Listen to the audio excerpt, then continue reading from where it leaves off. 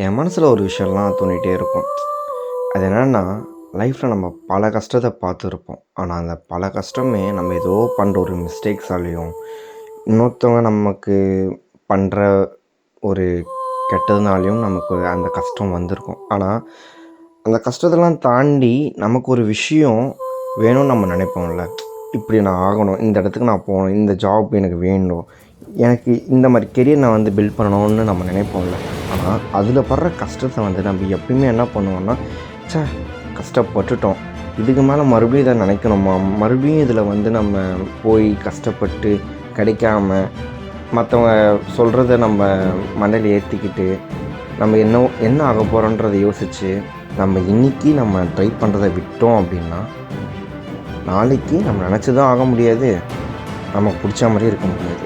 இதை நான் ஏன் சொல்கிறேன்னா, கன்சிஸ்டன்சி இஸ் மேட்டர்ஸ். எந்த ஒரு விஷயமே டக்குன்னு நமக்கு கிடைக்காது. அப்படி கிடைக்குது அப்படின்னா அது ஒரு ஃப்ராக்ஷன் ஆஃப் செகண்ட்லேயும் போகலாம், நமக்கு அது இல்லாமையும் போகலாம்.